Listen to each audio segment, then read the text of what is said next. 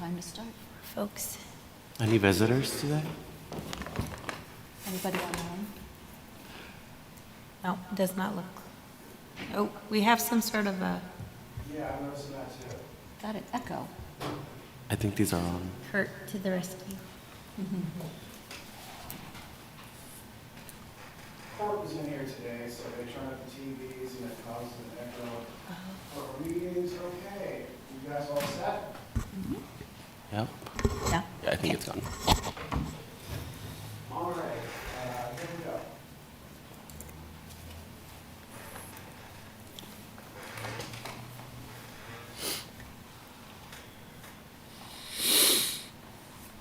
Okay, so let's start our meeting. Kathy, you want to say the regulatory required comments? Yes, good evening, Kathy Richardson, the city's sustainability director. A few housekeeping items for tonight's Zoom meeting. This meeting is being recorded and broadcast on the city's YouTube channel and cable channel 25. Please remember to mute yourself during the meeting when you are not speaking. The chat function for this public meeting is disabled. All chats will go directly to me, and all board members are actually present, so I won't read that section of keeping your video on. And then just a reminder that the city reserves the right to mute people or turn individual videos off to minimize distractions during the meeting. And now I'll turn the meeting back to you, Nancy. Okay, thank you, Kathy.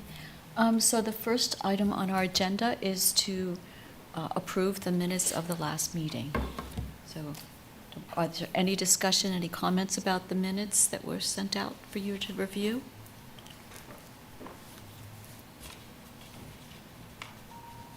Right, not hearing any comments, then do we have a motion to approve the minutes?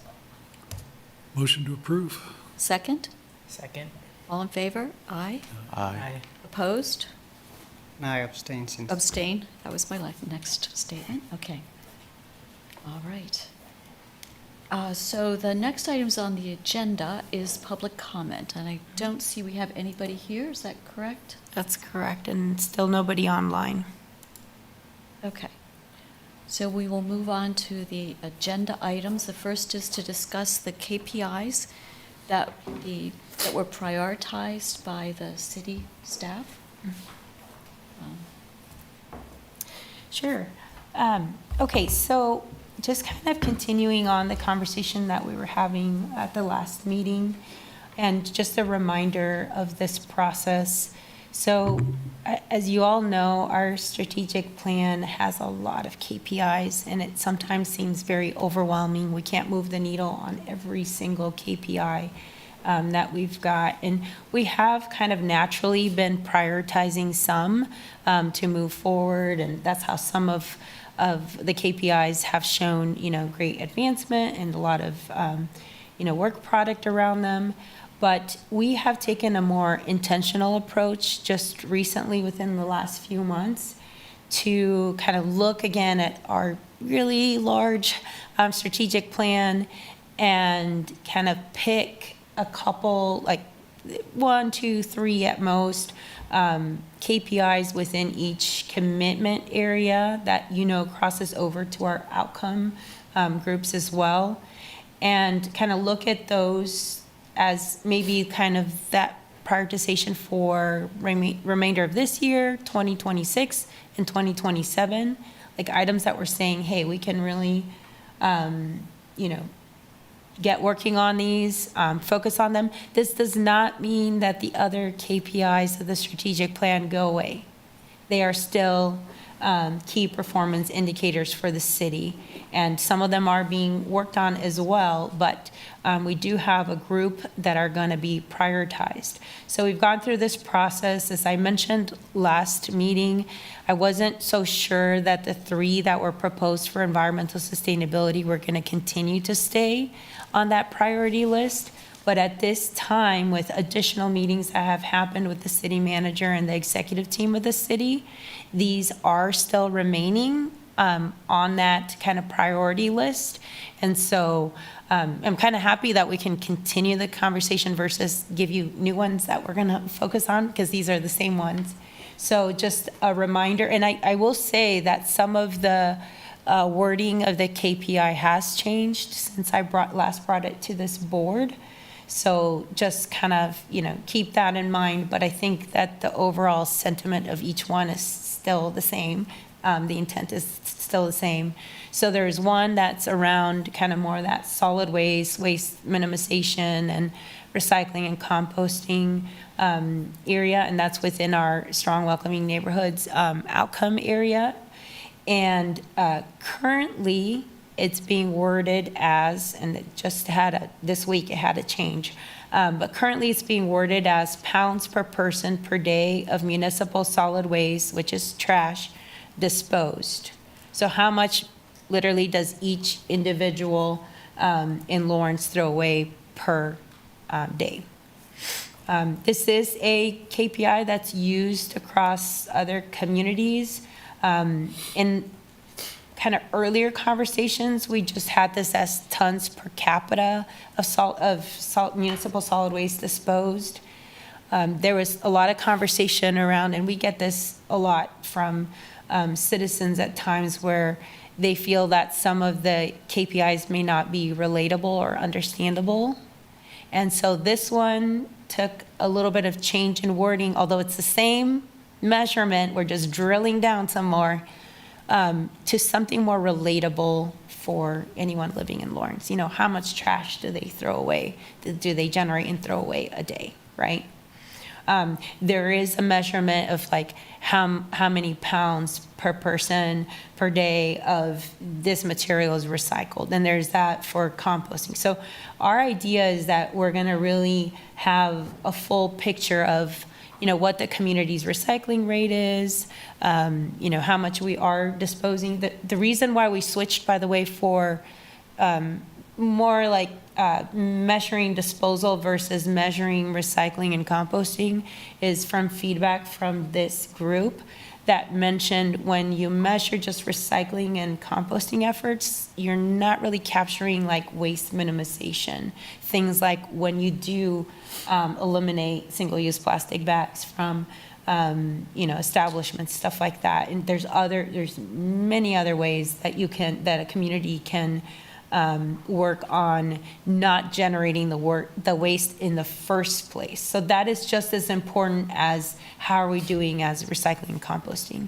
Our goal is never to just keep producing so much material and then using all these resources to recycle. That doesn't make sense, right? If we can minimize some of that, that's the best approach first. And then, once we have the material that is generated, how can we, instead of treating it like a waste, how can we process it as a resource to be becoming something else? So that one, pounds per person per day of municipal solid waste trash disposed. We do have some data that we've populated from 2024, and currently Lawrence sits at 3.12 pounds per person per day. And we've just for now just set the target to 3 pounds per person. I think I've mentioned to you all that our municipal services and operations department, where solid waste is part of that department, is undergoing a solid waste master plan. And that is through a consultant-led process. The city did select Burns and McDonald to be the consultant, and the kickoff meetings have already started. So right now they're in a data gathering stage, and really they want to know all the programs and services that we provide, what are our tonnages like, and any and all information that they can get a hold of. Our city code, what does our city code say about these services? What do our policies and procedures and anything out there? Like, there's a lot of documents that reference some component of this, like solid waste, composting, recycling. For example, we just adopted the Climate Action and Adaptation Plan. There's a goal around solid waste in there. The Food Systems Plan talks about waste reduction when it comes to food waste, as well as composting food waste. So there's a lot of touch points that we're just kind of gathering all this data in one spot to just really study everything we've got so far. And then what's the future for Lawrence, right? Where do we go, and how can we continue to minimize waste and also recycle and compost the waste that is produced that we can use as a resource. As I talk through these, please know that these are not set in stone. I always tell you this. I'm bringing them up to conversation with this group because I want to continue to hear your feedback. I thought it was great feedback when you all kind of changed this to, hey, what if we measure more of that tons per capita of municipal solid waste? And then, we further kind of refined that to drilling it down a little bit more. But we are going to be working on strategies on how we can move the needle on these. I want to hear feedback on that. So feedback on the wording of the KPI, feedback on or what it is we're measuring, strategies, our target. Again, it's not a very scientific target right now. We just put it as 3 pounds. It is very difficult for a community from one year to the next to go down from 4 pounds per person per day to 3 pounds. That's a huge jump. That's really changing your systems around and investing a lot in that. So I just kind of want to give it a little bit of perspective as to why it looks so little. Since we have a group that is going to be advising, would it be worthwhile having this committee meet with them? There is definitely part of the process, of the consultant-led process with the solid waste master plan, where they're going to be reaching out to stakeholders, they're going to be reaching out to the community for survey on how just anyone kind of feels about their solid waste services and what's missing and so forth. And I really do think that we can incorporate this board into some of that, feedback. If you choose to, as a board, to work on this KPI, you can choose not to prioritize this one and work on another one. That's up to you all. I'm just letting you know where the 3 priorities lie, and then. Okay. But if you wanted to, participate in that process, especially as when they kind of are going to be gathering some feedback from folks, I think that would be important for this board. Good. And then, of course, it would be very important for this board, if you do prioritize this one as well as your work plan, to review the document that Burns and McDonnell, the report that they're going to provide to the city and to the city commission. And it's going to have a list of recommendations for the city, right? So then we're going to be looking at those recommendations and seeing which ones, we could probably, take on. Is there a timeline for when they will give the report to the city? That's a good question, because if you're thinking about, and I know your next agenda item is to talk about your work plan. So it is important to know what the timeline is, because it is an 18-month process. Oh, wow. With Burns and McDonnell, right? Okay. So you're not going to have a report to review, let's say, in October of this year. So it's good to know that. So maybe, in the work plan, makes more sense in 2026, right? When it's closer to the process wrapping up. And then you're a policy board, right? That's your charge. So you're going to be looking at these recommendations, and then what policy can you propose to the city commission that is going to work, for Lawrence to move the needle on this KPI. So, yeah, so that's a good question about timing. It is an 18-month process. Starting now? Yes, it started a couple of months ago. Again, we're data gathering. Okay. Burns and McDonnell is going to come and look at the operations, all parts of the operations, the household hazardous waste facility, the compost facility, all this stuff. So all of that does take time. So 18 months. So that's a great question. You might have said this before, but are you bundling industrial and residential waste together, or are they 2 separate measurements? So for municipal solid waste, the definition of MSW is just your everyday trash, garbage, right? That comes from, it can come from residential customers, commercial customers, industrial customers. There is certain type of waste that is not MSW. So construction and demolition is not MSW. Construction and demolition would then be, and we have a lot of that, so our roll-off service with, everybody who's demolishing a building or renovating a building, there's a lot of tonnages that go to the landfill now that are C and D. There's such a thing called, so there's industrial customers, but there's something called industrial waste. That does not get accounted for under MSW.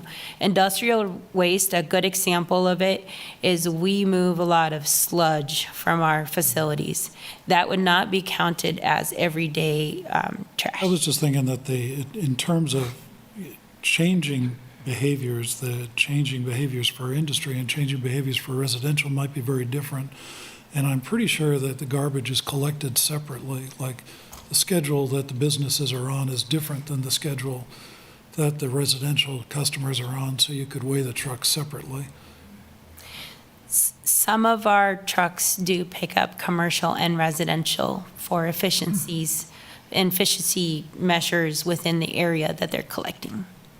So we don't have separate residential trucks to commercial trucks. Some of them are, because of the type of truck that they are, like front load truck, there's no residential trash that gets picked up. Now I'm correcting myself. Apartment complexes would be considered residential, and some of them do have front load dumpsters. You mentioned that the county's running a concurrent waste plan. Is that part of the plan, of the broader Burns and Mac contract? Or where does that intersect with the current city waste management? Awesome. Thank you for bringing the conversation about the county. So part of what a requirement is in the state of Kansas, so the state requires each county to have a solid waste management plan. And ours, by the way, for Douglas County, and we did a regional one, it's like a Douglas Jefferson County, so 2 counties together. Our last solid waste management plan was drafted in the 90s. So it's pretty old. Yeah. KDHE requires the county to submit an update every year to say, everything is still status quo, what the plan is. And every 5 years, we have to submit a more significant update to changes and address some of the state's questions on what we're doing with, outreach and education, and with minimizing trash, and with handling trash as more for recycling, composting, that type of stuff. So there are some sections like that we respond to every 5 years. Some of the counties, the bigger counties in Kansas recently had gone through kind of a overhaul of replacing their, 90s plan to a more updated plan, right? So Johnson County did this, so did Shawnee County. And Douglas County was very interested in the process as well. So here's where we are today. We have our kind of 5-year update due next year to the state of Kansas for the county. This is not City of Lawrence, but we're part of that, right? So it's due next year, and instead of submitting just a 5-year update to this really old plan that we keep just, putting some amendments to, we are looking at just crafting a new, refreshed, more up-to-date solid waste management plan for Douglas County. Burns and McDonald was selected, and we did this intentionally to select a consultant, as the city was already going through the process of selecting a consultant for our solid waste master plan. We saw some, savings and efficiencies in choosing the same consultant for the solid waste management plan, right? That's going to include more than just the City of Lawrence, But the data for Lawrence would already be captured within the solid waste master plan, so it wouldn't have to be duplicated by another consultant, right? So they are running concurrently. So the county has already started the conversations with Burns and McDonnell and kind of done the kickoff there for the solid waste management plan for the county. That's due to KDHE next year. Now, it's due in less than 18 months, but the state of Kansas does allow for extension. So knowing that they know that we're working with a consultant, we would just have to submit our request for extension. KDHE would approve it, and then we'd, so then the two would just be on the same timeline, pretty much. Thank you. And that's needed for, again, because it's a requirement of the state, but that is what's also listed as part of our climate action and adaptation plan, that work was gonna get done, and, you know, more in-depth conversation of what we were gonna do with recycling, composting, food waste, all these questions that keep coming up, not only for the city of Lawrence, but for the county, that those would be part of that process. Yeah, so there's a lot of activity around this one, I will tell you that. If you don't have any more questions, I can move on to the other ones, or if you have more I have a feedback on this one? Yeah.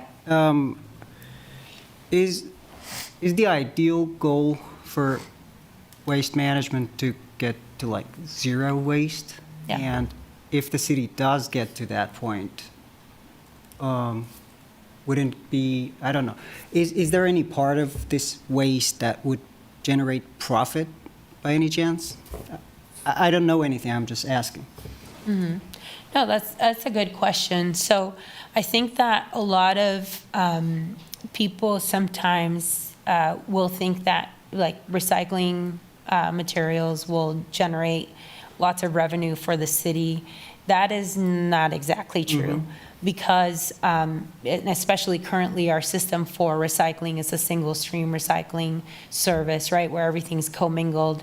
So the actual cost of collection, number one, that's a big cost.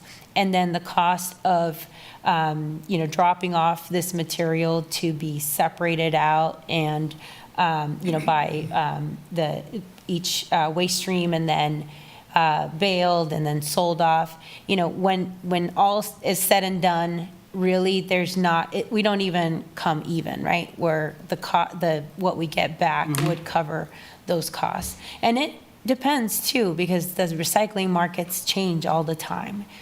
Sometimes, and for some commodities, it's great pricing. Other times it's not. Other times there's a struggle. You've probably heard this nationwide.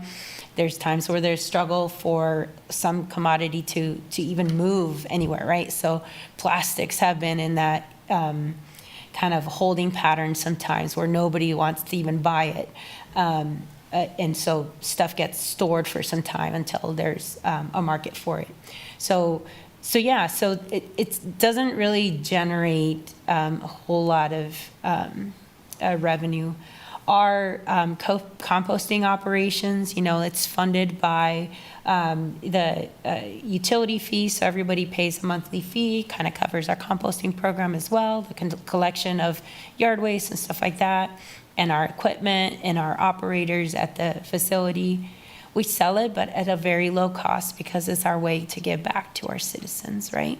Yeah. The material that they separated out from their trash to make into a resource that everybody can use. So again, all these things, nothing brings in lots of money. Got it. Yeah. I also wanted to second what Dave said about the source of waste. That would be an important thing to know about, like what sector is contributing to this the most. So targeted strategies could be implemented. Yeah, and if this board, if you are interested in working on this KPI, and as we get further along with the Burns and McDonnell work, a lot of that drill down data is there. Like just I mean, I've been in this field for a while, so I know Lawrence really well. It really is almost like a 50-50 split on generation between our commercial and our residential. You all know we're a college town, and we have something unique that most towns don't have to deal with, and that's the turnover of a lot of rentals and apartment units that generate tons of trash during, peak season, a peak part of the year here in Lawrence. There's always been a lot of thought of like, what can we do to really tackle that? Because that's a lot of good usable items that are just ending up in the landfill. Well, and didn't you try to do something last year that fell through? It did, yes, Yeah. So and keep trying. try revisiting that. But I things like understanding that where the source of the generation of MSW comes from, all that, I would, if you're interested, like being able to study all of that data as it comes together into a report, that would be great. Yeah. Yeah. It helps you also better define. I mean, obviously, Burns and McDonald is also going to be submitting recommendations to the city commission and to the city, but it also gives you kind of more of that thought process of like what would to you seem more beneficial, which route to go to tackle the I won't say it the problem at hand, but the goal of reducing the solid waste. Thank you. Any other questions on this one? Okay. The second one on here, also within our strong welcoming neighborhoods outcome, currently it's worded as per capita of greenhouse gas emissions in tons of carbon dioxide equivalents. It says something that was calculated for the city within our greenhouse gas inventory reports. I think I've mentioned a few times that the city is a member of ICLEI, which is the Local Governments for Sustainability. They have software for the cities that are members that we enter data to generate our greenhouse gas inventory, and then they have the technical assistance. Like we get like 10 hours of technical assistance from them, but you can also pay additional to get them to, elaborate on a report. They have more of the measurements of what kind of an impact would be on emissions if like a city were to implement XYZ policy, or, they have one, like, for example, this is not a good example for Lawrence, but they have measurements of, if a city moved forward with doing mandatory electrification, or, any new construction had to be all electric, what impact to emissions that would be, right? So I'm saying that's not a good example for Lawrence because the state of Kansas, so the state does not allow us to mandate all electric construction, so we can't do that. But anyway, that's just kind of examples on there. Our last published greenhouse gas inventory was 2012. There is another inventory that had been entered by a former sustainability director in 2017.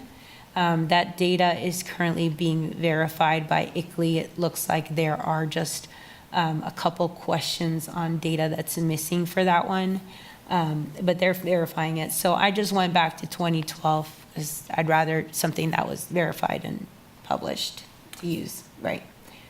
So, and at that time, I think what I submitted to you all, the tons were 14.16. There's a lot of work. How many? Sorry. 14.16 tons of the carbon dioxide equivalents. There's a lot of work to do with this one. I will tell you that this is not one, or anyone's feeling that is as defined or as straightforward as the previous one I talked about. The previous ones I talked about, there's a lot of work around it already. Whether it's prioritized or not, we were already in motion with a lot of these reports and data gathering and all of that. This one, we still think it's critical and it's important. It is replacing, by the way, if you remember, the previous KPI was about how much construction, so residential, commercial, and industrial meets the energy code. And it really wasn't a measurement of environmental sustainability, because it was just a measurement of, this is when the city adopted the energy code, everybody has to comply with it that builds. So it was just a measurement of how many buildings had been constructed since. So we wanted to change, and really where we're going with this one, it's about energy efficiency, right? Number one, it's kind of like the one we talked about before, waste minimization goes first, right? Waste reduction. And then we talk about recycling and composting and other methods, right? So to reduce emissions, we really want to focus on energy efficiency of buildings, right? And then from there, what other measures we can take. And is this citywide or is this specifically municipal operations? This one is citywide. These first two are talking about the community because it's within our strong, welcoming neighborhoods outcome. Yeah, good question.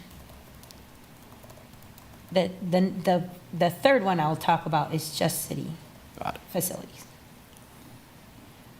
But this one also has potential because it is so broad. It has potential for so many different types of strategies and policy around this work to make an impact in Lawrence. So like interventions on, say, home repair, for example. I think that was one that Kansas City had years ago. So I'm not sure if that exists currently in the city, but say we had some sort of policy suggestion for homeowners or landlords to, say, as they change their windows, that might reduce the emissions in their residences. That type of feedback is what you're looking for this specific one, right? Yeah, if this board was interested in working on this one, which, we need your help, and you all have background in, this touches so much. I'm sorry, when it comes to greenhouse gas emissions, it's just, it really is broad. So I know that you all have expertise in this area and then could really drill down to, you'd have to bring down the scope, right? Because you could get lost in 10 or 15 things, but what do you feel would be a big impact for Lawrence? Maybe the top 3, strategies. But what you mentioned is an example of what other communities have done. I think Mosin has previously presented to the former Sustainability Advisory Board in discussion of what Lawrence could do in terms of some of that energy efficiency within rentals. And so it's not a new topic for this board because, and again, there's just so much to run with here. Do you feel like it's a good KPI? It is one that you can compare community peer-to-peer, by the way. Do we have new data that's coming out, or? Yes, so we are. It's not just the 2017 data that's being revised? Yeah, no. Yeah, Okay. 2017 is getting verified and revised, but we are working on a greenhouse gas inventory because it's a requirement of our Lead for City certification. Okay. Yes, and it has to be within the last 5 years, so it's, yeah. We were, we worked with the Douglas County to create the 2021 greenhouse gas inventory for the climate action and adaptation plan. But again, we're gonna do one that's specific for just Lawrence. Okay, so is there a consultant that's been hired to do this, or how's this going forward? No, it's not consultant-led, it's through our membership through ICLEI. Okay. So we have been gathering information, the information that's needed to input into the software for greenhouse gas inventory. So from our utility partners and solid waste and our water department, so forth. So all of this information gets entered into the software that's available to us as members, which is what Douglas County used for the one that was completed for climate action and adaptation plan. Okay, good. I think there's two aspects to this.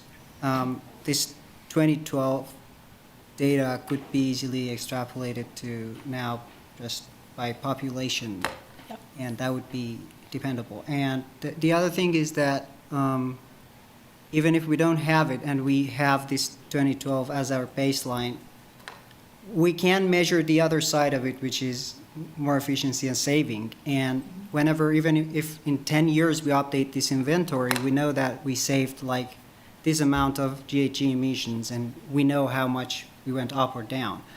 And I think that it would be worth it to invest in coming up with policies and strategies to just, on the other side, kind of more push on that end rather than on updating the inventory. That's just my thinking about it. I did want to share, since you were talking about, how you could maybe get those numbers for from 2012 to now. I did want to mention that the reason the city started with greenhouse gas inventories was back in a conversation about creating a climate protection plan. So it is, and I will send you all a link. It is on our website. While we've adopted the climate action and adaptation plan, the commission never said that replaces our climate protection plan or that goes away. But I did want you to know that the climate protection plan, so the baseline year is 2005. And it does show, so this 2012, they had kind of done like what it looked like for 10 years in a row, and like where we saw some reductions in emissions. And the report kind of talks about some of those, what they're seeing, the results on there.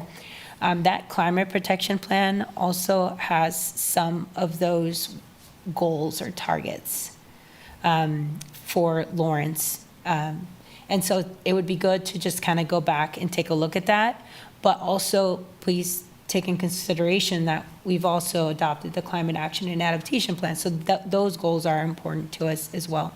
I think they do kind of go hand in hand. So I don't think that they are speaking to different priorities or different work product that can be done to move the needle on reducing the emissions. But I think it's interesting to look back at. And you can see some of that like spread of data and what they think is going on. ICLEI helps us kind of forecast too. They can forecast into the future of what it may look like for a community, if it's business as usual or. What else on this one? Is it going to be further, like changed any further, potentially? The language, at least? As I mentioned before, none of these are set in stone, so there could be changes. Got it. But, I mean, we've worked quite a bit on them. I don't want to tell you that this is how they're going to stay either, because I'm still looking for feedback from you all.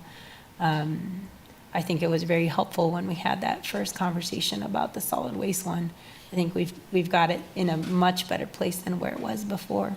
So I'm happy to still have those conversations. And even if you leave the meeting tonight and in 2 days you think about this one and you're like, oh gosh, it really needs to be X, Y, Z, please reach out to me and give me that feedback. Are carbon dioxide equivalent standard language? Yeah. And goals? Yeah. So methane has an equivalent in carbon dioxide? Yeah. Yeah. Yeah, that's the standard language, and the greenhouse gas, as you know, is what defines the 3 different, or more than 3 different types of, Okay. yeah. I was just going to comment that, like, I think for sure, if, going forward with this, you're going to have to make sure we're providing measurements of this regularly. Yes. So hopefully that sort of infrastructure set up. But then also, like, CO2 equivalence is great for people that are very technical, but if you're really trying to get this out to the community, we may want to think about trying to put that in some sort of thing that units of maybe energy use equivalency relative to something that people can actually control, right? Because nobody has any sort of measurement or idea about what a CO2 equivalence is. But if they see their energy bill, they'll say, hey, I used this many kilowatt hours last week, and then they could say, oh, that's maybe something that could be, and I'm not sure exactly what that is, but I just think that we could make it a little bit more applicable to people. Something more relatable. Yeah. Yeah. Okay, Good idea. yep.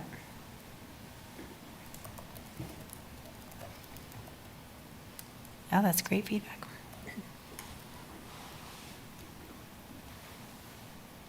And I agree with you, so that these KPIs, the data has to be populated. So some KPIs have like quarterly data, some are annual basis. So this would be one that would be like an annual. Yeah, that would make sense. What other thoughts around this one? Well, we're going to talk about what we want to have as our work plan, so we can revisit each of these then. Okay, Just let me, like go the to this one. last one. So this one's under the connected city outcome, and this one is speaking specifically about our city facilities. So this one's not community-wide. And this one, the current wording is % of city-used electricity powered by on-site renewable energy. So this KPI used to be the % of energy, city-used energy that is renewable energy. And we've been reporting at 99% to 100% because we do have a purchase power agreement with Evergy to buy wind credits. And, the city's really proud to have that agreement in place. I think the community is as well. And we've been reporting about, every year that, we've covered our electricity use with these credits. It is part of that presentation that I had given to City Commission. It is considered an offset. We're not powered by 24/7 renewable energy. So a lot of folks have been asking us, well, but what does it look like as to how much renewable energy the city has on site that you are generating to power your facilities, right? So there's been that question.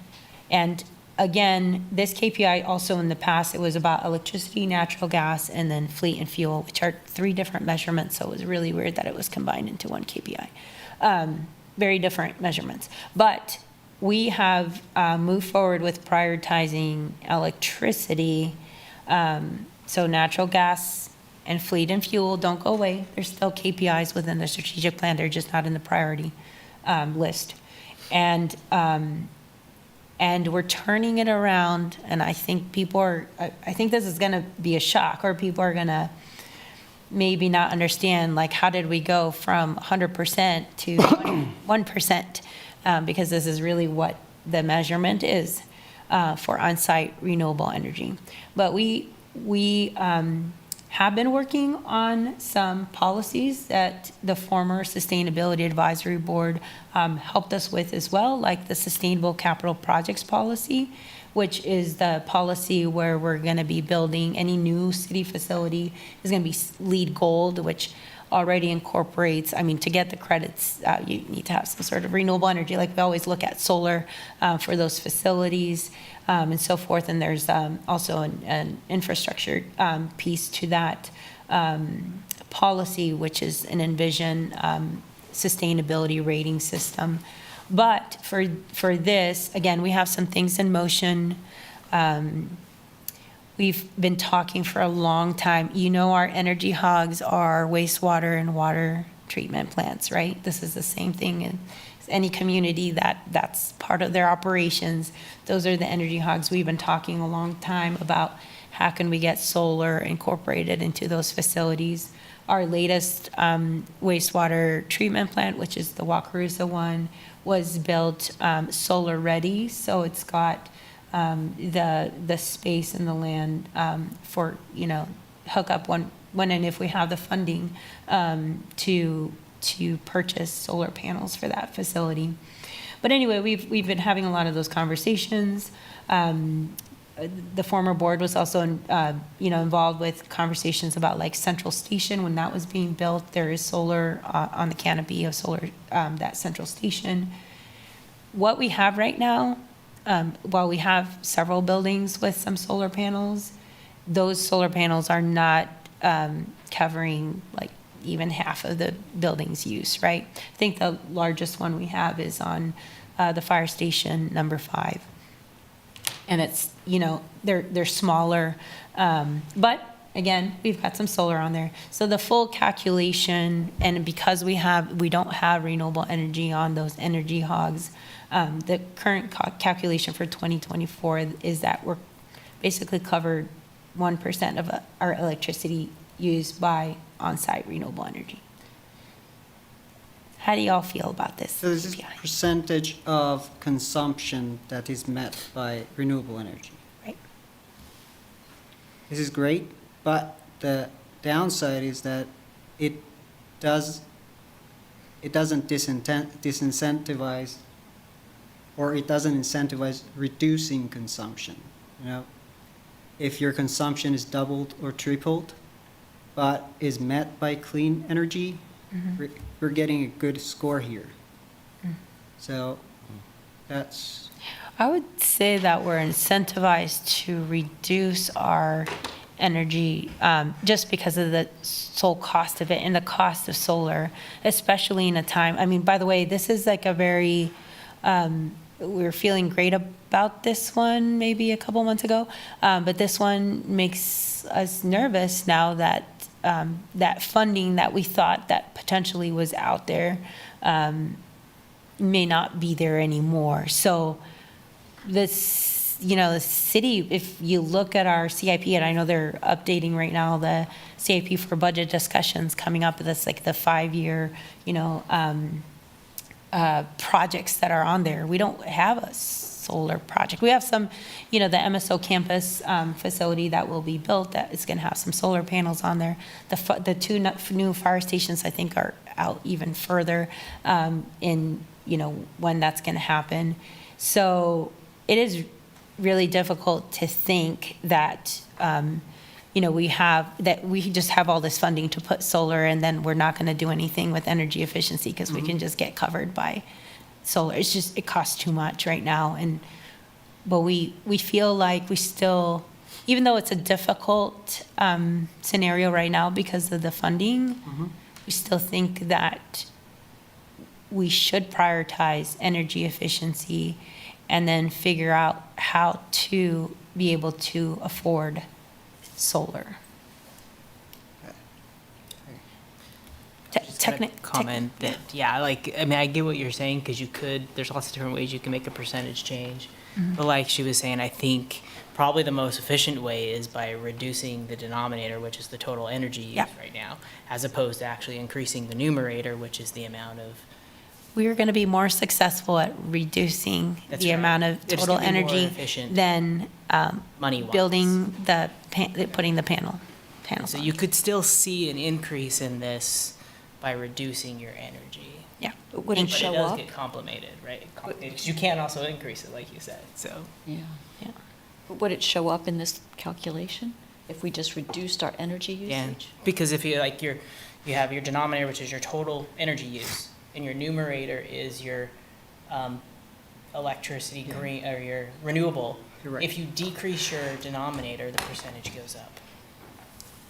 It actually seems like a bad metric for that reason. If they're trying to if what you're trying to do is to, do two things. One is on another KPI, you're reducing energy use, and in this KPI, you're trying to put in more renewables. In terms of percentages, it's kind of a bad metric just for that reason. It ties the two together. I think there's a little bit of a different scope between 2 and 3, though, and Yeah. that 3 is just for the city. Yes, city So- facilities. Yeah, but I do agree with you, like, You sort of get maybe, the same issue. yeah, it's like, it's the same, because again, there are multiple ways to make a percentage change. The other problem with renewables in general is if you talk about today, the answer is always going to be it's too expensive. If you talk about where are we in 20 years, then it's probably going to end up you're always cheaper. But it's hard to think about what, solving somebody's budget problem 20 years from now is hard to think about. But at the same time, these things do tend to pay off over time, and over time they will save money. And I don't know how you bring that into some kind of a metric, but it might be a fairer metric to talk about the economics as opposed to just a straight goal of putting in some amount of renewables. Yeah. Because a lot of these things do make sense in the long term. Yep. They don't make any sense in the short term. So. And I'm so glad that you're bringing this up. So we do, in our project engineers, in our MSO department, they're really good about this, which is, especially as we move forward with that sustainable capital projects policy, is about framing it as this is an investment. And then, the money return happens in however many years or whatever. So they have a lot of that information. And I think that it's important to say that too with the solar panels. So right now, what is hard is just trying to find where we find those dollars to invest, in those facilities. So I can see where you could have very different outcomes for the second one and the third one. So for instance, if in your capital projects, you put in heat pumps, so you would decrease the greenhouse gas emissions, but you would increase the electricity use because you're switching from one to the other. Even though the absolute amount of energy is going to be decreased by 30 to 60%, whether you use air or ground source as your source of temperatures differences. So they're going to work against each other. But if you're doing a software model, wouldn't They should be you able put in a heat pump and your heat pump now is drawing more electricity, but you're overall saving energy. But if you're doing a software model based on a ton of inputs for the overall greenhouse gas reduction, it seems like that would still show up because it would be part of the model. Well, the greenhouse gas reductions would improve, right? Yeah. But your electricity use would increase because you're shifting from, as long as you account for. but you have to pull them together. Yeah, as long as you're accounting for the assuming gas energy that was being used before and the reduction in that. So if you're increasing your electricity but decreasing your gas, then if you're doing total energy, But we're not doing total energy. We're doing electricity and greenhouse gas emissions separately. That's my point. Yeah. yeah, so like that's what I'm saying though. But if we switch the third one to be total energy versus just electricity, so like the denominator is now total energy and the numerator is renewable, then if you did do something like that, it would decrease the denominator. Right. Because heat pumps are more energy efficient Yeah. when you're accounting for both gas and electric. But it muddles. Number the- 2 would be not only electricity, would be the natural. Number 2 is both, right? Yeah. Yeah. Yeah. Yes. Number 2 is You're both, correct. but Yes. number 3 is only electricity. Yes, only But electricity. if you start bringing in all forms of energy, then the renewable side gets kind of murky because now you're bringing in, bio and you're bringing in all these various things that are not quite as straightforward to get a grip on. Yeah. So I guess, yeah, I mean, how much of that is there in the city's operations? I mean, what are their main energy sources if it's just gas and electric? Okay. then I think it's pretty simple to just say that. But if they do have bio and other things, then it gets complicated. Because again, the third one's only dealing with the city. And so we only have to worry about where the city's energy sources are. And so this is all great conversation, but I'm just gonna point something out, because this is coming also to this board soon enough. But these are all the same type of conversations that we need to have when we're updating ordinance 9744. So what is important? So in the previous, in the original document, what was important apparently was that we were powered by 100% clean renewable energy. But is that what is most important for Lawrence? So these are conversations that will come to. You all know that ordinance, the City Commission did approve for us to edit and to have those conversations with this board and the Connected City Advisory Board, because we do need to update that. What is the timeline, what is our allotted timeline to update the ordinance? The City Commission did not provide a kind of a expected time that it would go back to them, but we don't want it to sit for too long. So one thing that I had mentioned to Nancy that might be helpful is as staff kind of works, there's some things that are obvious that need to be updated that I don't think probably have too much discussion around. But the goal stuff is, but if staff can work on some scenarios so that these boards can review and react versus just coming here with a blank sheet of paper and let's, get working on this. It might be a little bit better use of time. So our staff are starting to work on, what that all is and bringing together the parts that I think we need to consider. One of the commissioners mentioned, hey, we just, adopted the Climate Action and Adaptation Plan. Why does this ordinance goal not match that one, right? Why wouldn't it, right? So things like that, that we need to consider of what it is that we want to. Are we trying to be carbon neutral? Is it really just a focus on 100% clean renewable energy? Is it, Energy. So I would say that, and again, I am really interested to see where the conversation goes with work plan for this board for this year. But do keep in mind that ordinance 9744 is something that we'll bring to you at a meeting probably within a couple months or so. One last point from me on this. I think I know the answer, but did you hear from the Department of Energy on that technical assistance on electrifying study feasibility? Yeah, right now, and I did meet with the regional sustainability directors yesterday, actually, and all of them are in a holding pattern. Nobody thinks it's going to move forward. So some of us had the voucher for technical assistance. Some had a voucher for equipment reimbursement, which some of them had already moved to purchase some equipment. So some of them are in a little bit harder situation because funds have been used and the reimbursement part. But for those of us that were technical assistants, there's one I know that has actually been waiting for even before all of this, from the activity from this year. There was somebody that was waiting since August who had been approved in August and still had not been paired with a technical assistance person to go through their project. And that's a community in Iowa.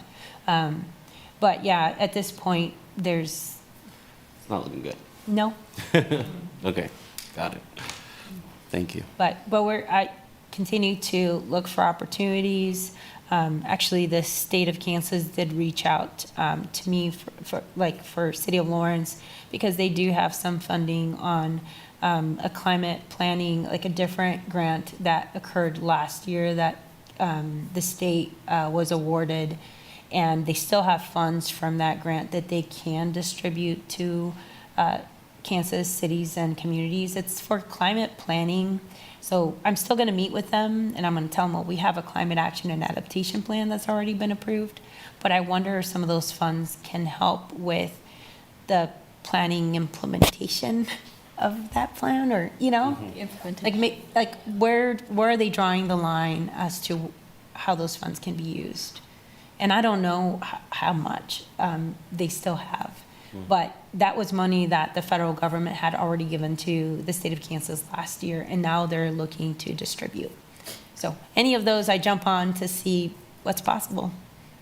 You know, maybe they could fund or help us with an energy plan and electrification feasibility study, or solar feasibility study, since we're Okay. have this KPI. All right, so why don't we move on now to discuss what we think we would like to work on this year?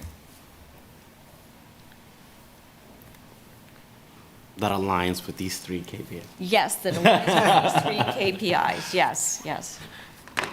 I'll throw out that I think the first one, we should postpone until we get feedback in the 18 months. That's one idea, and focus on, what are the other 2? What do other people think? Is that a reasonable approach? I agree. I think my favorite probably is number 2, and I don't have like any specific ideas of what we should do on it, but I like it that it's, I agree that number 1 should be postponed, and then comparing 2 and 3, I like that number 2, it doesn't have the percentage problem as discussed, and then it also is more citywide, and so I think that really appeals to me. I'd have to second that in terms of, you mentioned one of the drawbacks may be the scope, that it's so vast, but also that may be a benefit because there's so many areas that we can Yeah, really adopt things from other places. So I, fully good. agree with that. And I like that challenge. I know, Mohsen, you had a really elegant, detailed plan for some approach to deal with greenhouse gas emissions and Yeah, I energy think savings, we and that's can- something we could resurrect. we can pair this GHG KPI with Ordinance 9744 and make it our focus to push forward, since we've already had a lot of work on that. And the stuff that you did with the rental properties, I thought, we've got a Yeah. lot of rental properties in. Yeah, and so that would be really my something to push observation forward. across town is that many different groups are talking about it, like League of Women Voters. They have not weekly, monthly meetings on that. And they are in contact with Climate and Energy Project and Sierra Club, and I'm seeing that this is attracting people. So now that this momentum is built, we can just use it and push this forward. Other thoughts? Yeah. When you say, I guess my issue is when you say focus on, what does it mean? I mean, because it sounds like the only concrete thing I've heard so far, although, I mean, you do a wonderful job of giving us an overview of the various things that are going on in the county and the city, and it's great. But about the only concrete, actionable item I've heard so far is at some point you will deliver a 9744 to us and we'll look at it and see if we like it. Other than that, I've heard nothing concrete. So when you say focus, I'm not against number 2 at all. I think that's a great idea. But what are we doing?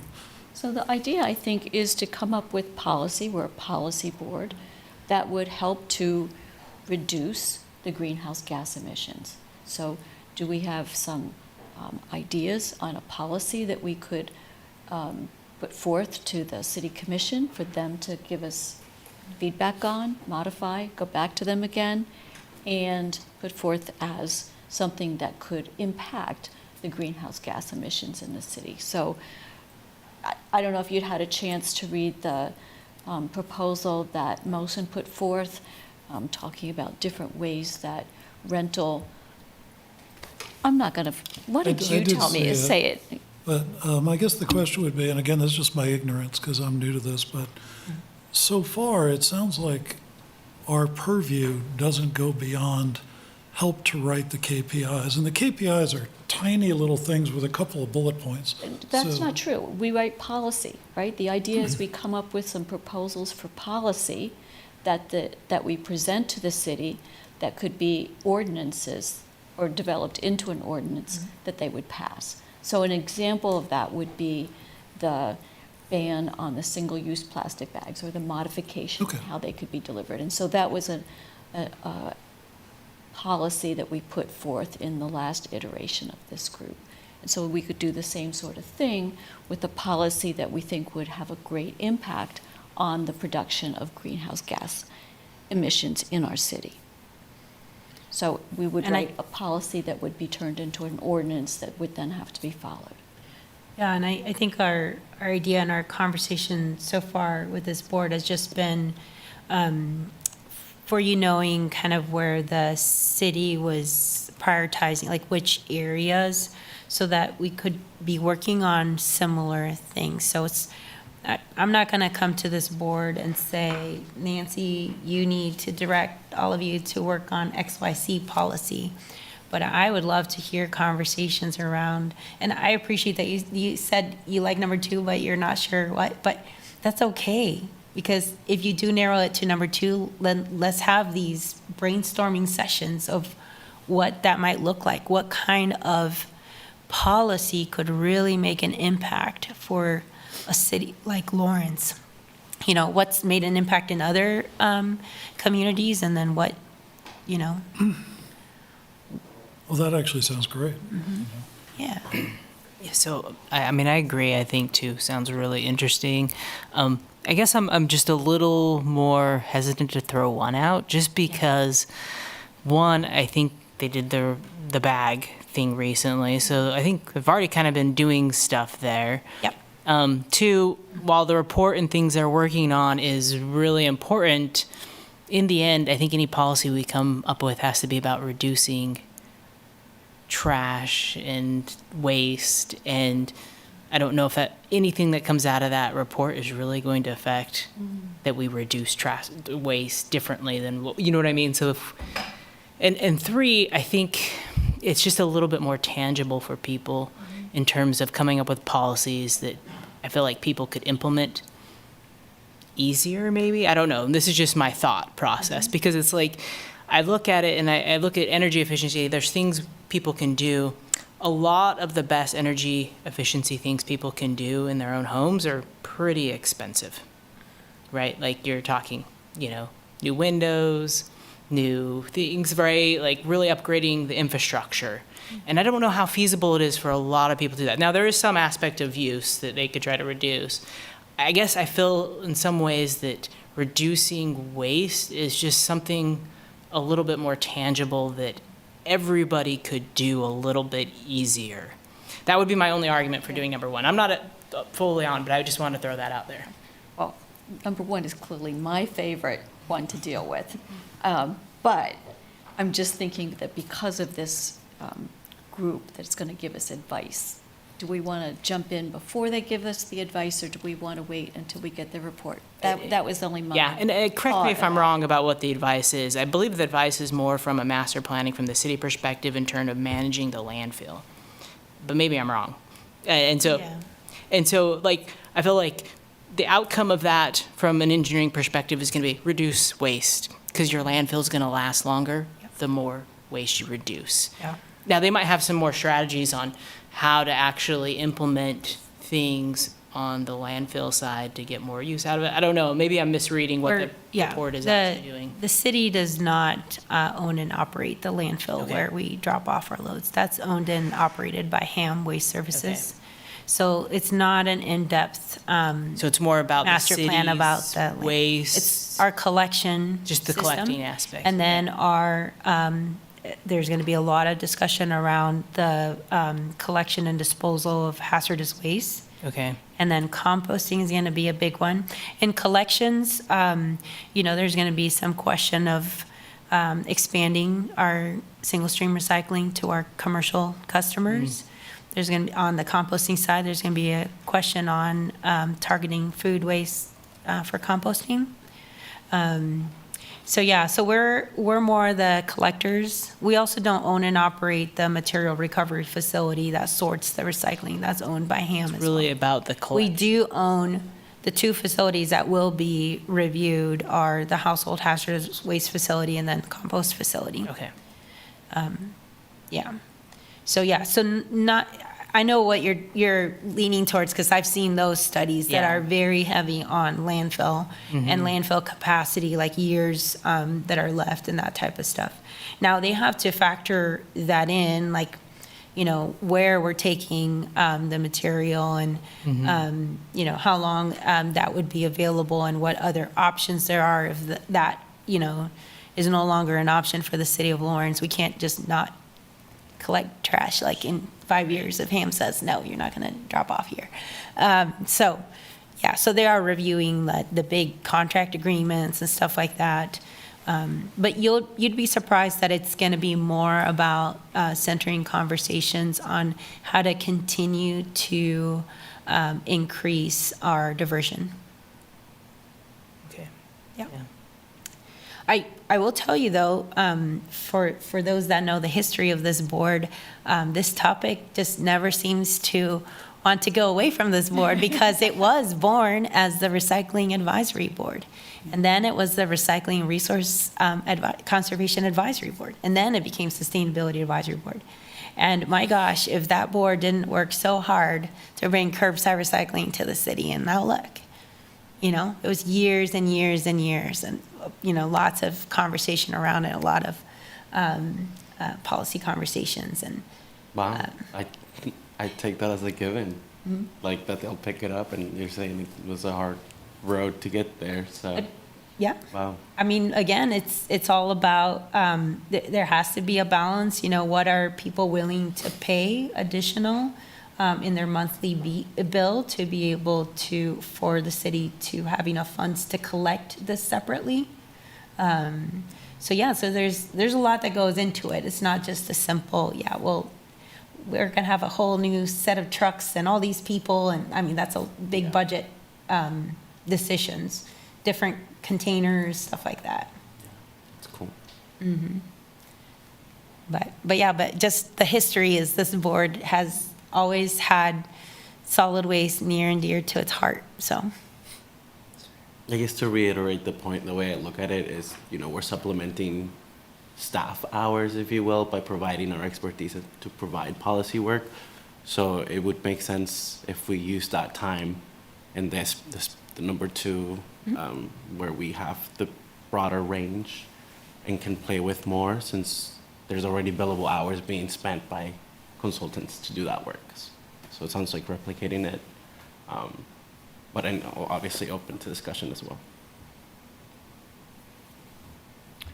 Well, do we want to take a vote on which one we would prefer to do, or what's your preference? I'd say one other argument for one is just that it's a much easier, it's a much more approachable thing. I mean, if you go to somebody and you start talking about plastic in a dump, or, you know, PFAS, or any of the various issues that are associated with dumping garbage, that's easy.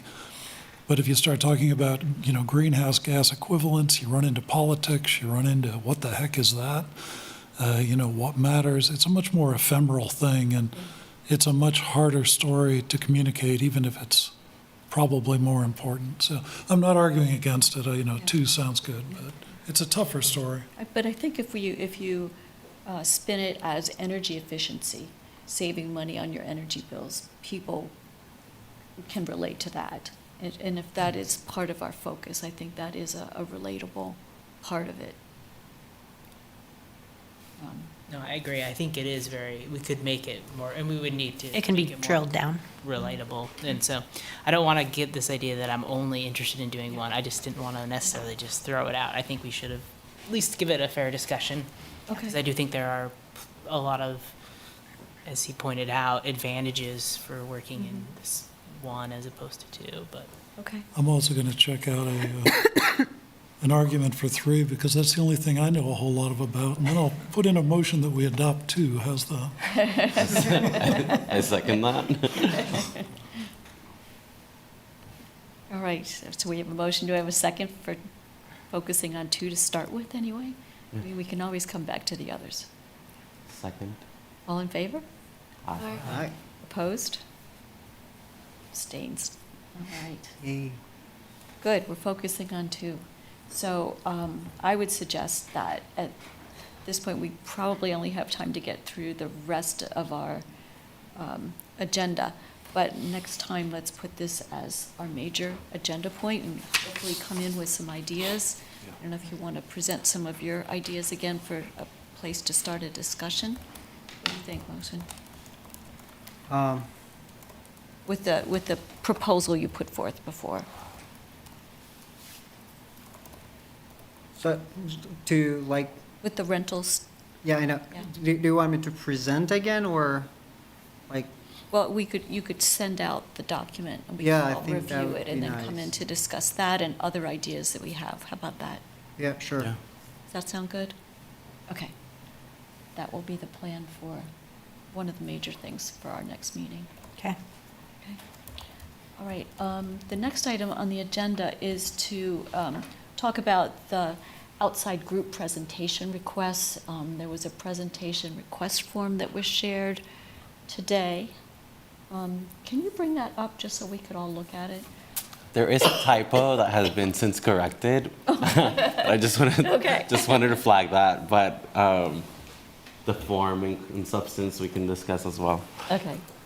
Do you want to walk us through? Sure, these yeah. issues? So I try to capture as much of what we discussed that we wanted to extract from any group that would want to present to the board. So I know we mentioned about providing general background on what that would be.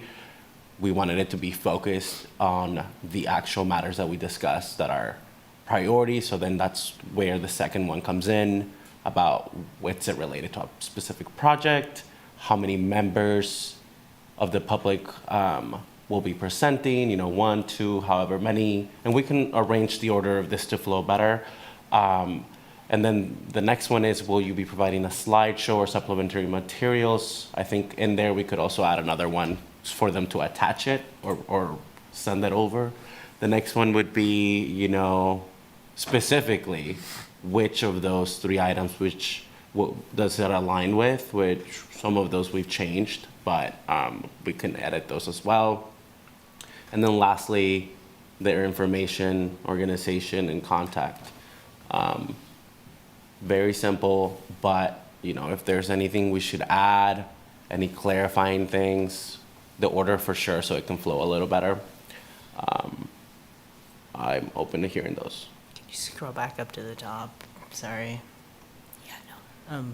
When you say presentation background, is this? That almost feels redundant with number 2 because we could maybe merge those two, but really, what is this about? Like, what is it that you want? So I'm wondering if you should just change it to say like presentation summary and then give a word limit so that we don't get like a novel, right? But like, can you do presentation summary in, 200 words or something like that so that we understand what it is they're talking about, but we About don't. 100 words. 100 is words. a lot. Well, yeah. I think 50 is a single page, double spaced, right? So that's A too l- much. so. There's 2 options in this particular Google Forms platform. There are 2 options, which is short answer and long answer. I picked the short answer. I admit, no, the word limit, but I'll figure that out. I think it might be like 4 sentences long. Hopefully that's not too short, but I think I'll figure that out. But that's as short as we have available. Okay. And even if it allows them to do more, putting on there that they should do it in 200 Gotcha. should hopefully help them to be close to that, right? And then this might be nitpicky, but I wonder about just moving the like name and phone number stuff to the top. and Yes, I breaking those also. into like multiple, so like name, organization, phone number, it just makes it easier if we get multiple responses, then you put it in, like where you do like generate spreadsheet. It's Yes. easier if you have those broken up. Yeah. Thank you. It also might be nice to, just up on the top, put the agreed upon time limits and that, just so it's completely clear. Gotcha. And perhaps add, if you're representing an organization, that organization is, I think that would be important. Yeah. Or whether you're just coming in as an individual.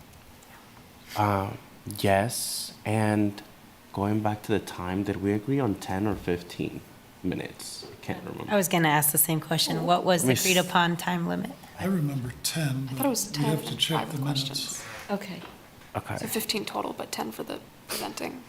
okay. Yeah. I'll add 15 that total, okay. in the general description on the time limit. So 10 for press, and 5 for questions. And so, sorry, where will they be accessing this form? Is this like gonna be on the website, or will they like email you and then you respond with the form or whatever? Like, will they have other materials? Because then at that, I'm asking, because then like maybe also in the description where you say like the time of the presentation, also being like, this is how soon you can expect to hear back, like putting that there if that's not already attached to something else they'll be seeing when they access the form. I had not yet talked to you about this, but I wanted to talk about it with the whole board. I don't know that an advisory board can have a Google form like this where you all have access, like we get into coma issues. So I did reach out, after you sent it to me, that's when I had that, like, oh my gosh, wait a second, what are we doing here? So I emailed the city clerk. She's got a good handle of all these, new and the former advisory boards. So I asked her, number one, do other advisory boards have online forms? And then what format are they using? It's gonna have to be on the city website, and it's gonna have to come to me, and then I distribute to you all. So again, you all had talked about anyway that it would be presented to you in a agenda, so it's a public form, versus you having access to this information and maybe others that can log on to look at who's submitted.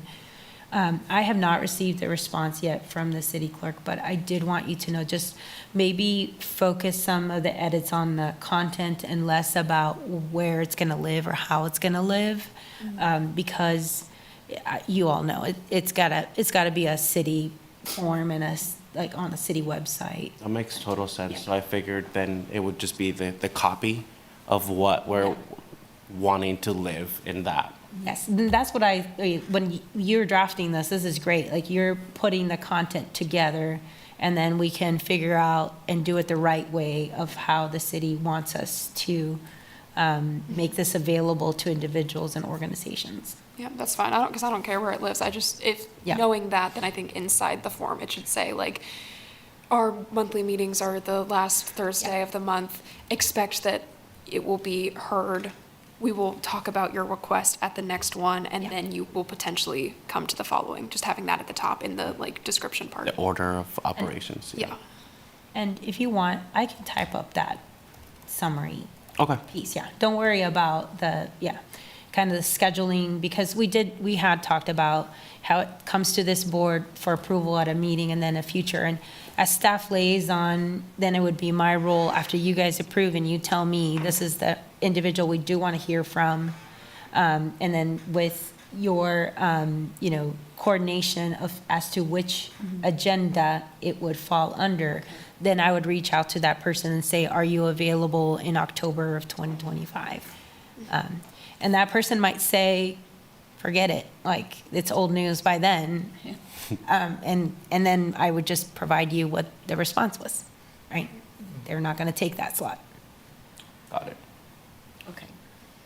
So I'll generate the copy, you can have the intro, and then we can send that around for final approval. Yeah, if you want to continue just like to do your edits of like what you're asking, what information this board wants to ask of, but the logistics about the meeting time and like how much time limit they have and stuff like that, I can type up. Okay. Sounds You wanna good.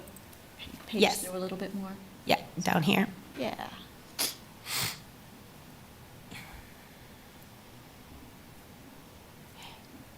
I guess this is a question too. So maybe we should put what our priorities are there, a little bit more. Yeah, those will have to Spelled be updated based on the 3 KPIs. And then if we're gonna stick to number 2, does that mean we just, I guess, That was it's my a question. Yeah. If you're just going to focus on number 2, do you want presentations about waste management? Maybe you do. Yeah, I was gonna say, how open are we gonna be? I kind of feel like that's part of we should be open to anything coming to this forum. Well, and And if we that's just- why I think others good, Yeah. right? So we can have waste management, emission reductions, and have it spelled out a little bit more, and then say other. So Other. we're open for other stuff. Because then we can review it, and if we decide, no, this is not appropriate for us, then we can do that together instead of like trying to screen people out at this point. At the same time, you don't want to make sure that people know, why come and give a presentation if there's nothing if we're just not going to be involved in whatever the presentation is, they're giving the presentation to the wrong group. And they should know that. I mean, because it'll be interesting, but if we can't, if it's just not our role to have, So maybe we change other to not related to any of the board's priorities. So that they know that, okay, you're submitting this, but this is not one of the board's priorities, so Good it'd be idea. an easy way for us to just, if we decide, being like, well, they would kind of already know, oh, well, it's not one of their priorities. I can check this box, but, and then we just say, yeah, we're not interested in the hearing because we. That's I also wonder, another solution to that same thing, though also in addition to maybe just like moving admissions reduction to be the first one and like starring it or something that says like Yes. board's first priority and then like include the other two and then not a priority. So it's like in a scale, From most important to, got it. Yeah. right? So To clarify also, and I did submit this to the city clerk, but I just want to make sure that I'm on the same page, or I heard the same thing. This is for presentations. The board did not at any time say you wanted to eliminate public comment. So anyone can come and talk about anything related to environmental sustainability for 3 minutes based on your current agenda. Yes. Nobody chose to do that tonight, but you're not blocking that. This is specifically for presentation requests. Okay. This is for longer. I told the city clerk you were not trying to eliminate public comment on any other topic of environmental sustainability. You were just trying to be more mindful of your time with the longer presentations. Yes. Perfect. Any other feedback? This is great feedback, by the way. Yeah. In Thanks for addition to doing that. order, let's also have more detail, like greenhouse gas emission. Written out, the priority. Yeah, written out more. I will do that. And then I'll send like a copy of the language to you all so you can see. Sounds good. Is it important for you to know if the presentation's going to be in person or via Zoom? Matters. it does say like, okay, how many members will be presenting, 1, 2 other? Do we want to accept groups that are more than, I mean, at a certain point, like the 10-minute time already probably limits you from bringing a group of like 20 people that want to talk, but I kind of almost feel like, you can have your buddy like sit over there if more people of your group want to observe. I don't think there will be more people than 2 usually, but I almost wonder about just limiting it to be 1 or 2. Guests, like presentation guests, is that, or Yeah, I don't know. do we want? Why do we need to know that? Like how many they are? Right. I just threw that in there because I wanted more questions to ask. Honestly, we can take it out. Do we need to know? I don't No. know that we do. Yeah. Usually, once somebody confirms their presentation, they will provide the name of who's speaking, and if it's 2 people, there's 2 names, so that appears on your agenda. Okay. And then the title of their presentation. And any slideshows or anything like that, it would be nice to have beforehand, so that when the agenda's published, it's on there, but sometimes we don't get it till after. Okay, we'll take that out. Okay. Awesome. Any other comments? Just in terms of general city rules, I mean, if somebody were to play porn.com for 10 minutes, we are allowed to just say no, right? We don't have to watch something just because we've said, Yeah. okay. Shut it down. All right. Okay, good. So there was one last item that Oh, yeah. regarding the outcomes of the plastic bag, single-use plastic bag ban. Yeah, so we're at about a year since the plastic bag ban ordinance took effect. And Nancy had asked me if, we could maybe gather some information from those areas, sensitive areas that we kind of knew we were targeting to hopefully have somewhat of an impact with reduction of plastic bags. So the former board had talked about plastic bags are an issue with our single stream recycling program. So, now that we're a year out, has there been a significant difference? And we did talk to our solid waste collections and also the HAM MRF, so the material recovery facility that sorts through. And again, collection, there's issues, plastic bags fly all over the place. They shouldn't be put into our single stream recycling bins, but people still did it because they would see a recycling symbol on the bag. And then at the MRF, any plastic film does some real damage to their equipment. It just kind of winds up in a lot of their equipment. And once it gets really bad and they have to stop the equipment, there's downtime, there's sometimes issues. And it's not just plastic bags, there's like plastic hoses and stuff like that that people put that create some real issues as well. But in talking to those two entities, so our city solid waste hasn't really seen a decrease in the plastic bags. And the MRF also said the same response, the HAM MRF. They are feeling like potentially a lot of people still had a stockpile of these plastic bags. So they've been using them. They've still been bagging recycling, even though they're not supposed to bag recycling and stuff like that. So they're thinking that, maybe after this first year where those bags have been depleted, maybe they'll see more of an impact in this second year. So that's kind of how they were feeling. I did also talk to our Parks and Rec department. I've heard people tell me that they see a lot less plastic bags in trees out in the parks. But I asked the staff that works at the parks just to see if they have noticed that decrease. And they said they really wouldn't say it's any different than it was a year ago. They did also mention that the plastic bags is maybe a little bit less of an issue for them, or that they were having an issue, that it's really a lot of these other to-go containers and plastic cups and forks and stuff that they're seeing a lot of in the parks.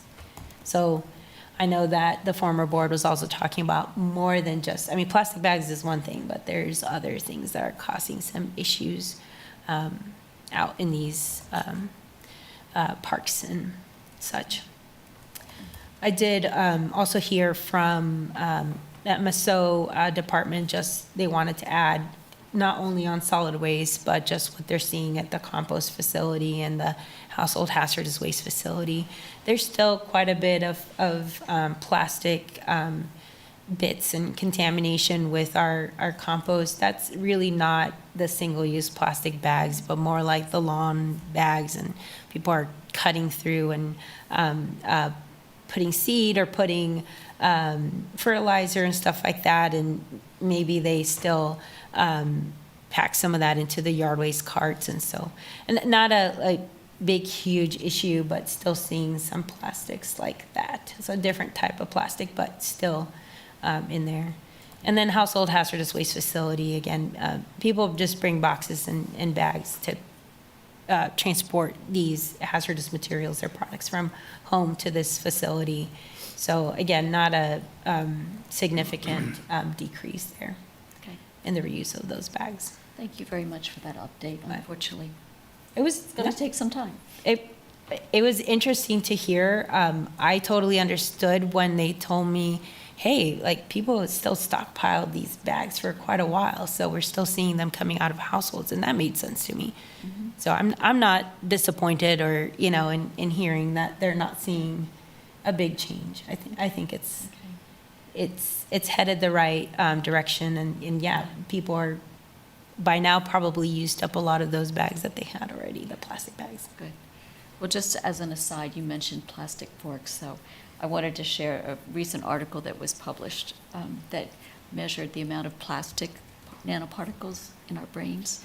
And it amounts to the same size as a plastic fork. So the average amount of plastic that each of us has in our brains is the size of a plastic fork. Oh my gosh. We should end this meeting. This is depressing. That is terrifying. Isn't that? Can you imagine a plastic fork in your brain? Yeah. Yeah. Explains a lot. Yep. Real quick on the bag thing, yeah, I think that makes sense and that's to be expected, because honestly, every time I go visit my parents in Olathe, I bring plastic bags home because I use it for like my cats, like litter box and like volunteer projects and various things, so like I end up collecting them from elsewhere to shrink their stockpiles. Yeah. So I think that's to be expected, but I think what would be interesting is like, do we know based on like the previous years before the ban, like on how many, bags were going out into the community, like even if it's not fixing the people incorrectly putting them in recycling, like I think it would be neat to see a number of like, in the 1 year anniversary, this is how many have been diverted, because like surely even if some are still making their way into the wrong places, that there is a obvious net decrease in like landfills. Does that make sense? Mm-hmm. I think it'd be cool to have that number for like, Would be a hard number to calculate. Yeah. A lot of establishments, I don't know that, I mean, some of them are probably knew very well how much inventory they had to keep. The big Dillons, Hy-Vee, et cetera. Smaller establishments, probably not as much. And those are smaller amounts, obviously. But, yeah, we can reach out and see who voluntarily wants to give that information, to see if we can, just add to our report and have that in our pocket, but yeah. and I just didn't kind know of if keep you- monitoring how I don't know if you had that those goes. numbers from like before you decided to do it, if you had estimates then, No, Okay. no, and the board did not gather that information. The board, a former board, had some conversations with some of the larger retail stores, and this is when they were just trying to decide what would be the best policy for the city, but not specifics about how many. Sure. So I would suggest we adjourn for the evening. Motion to adjourn. Second. All in favor? Aye. Aye. Thanks, everybody. Thank you. Thank you. See you next month.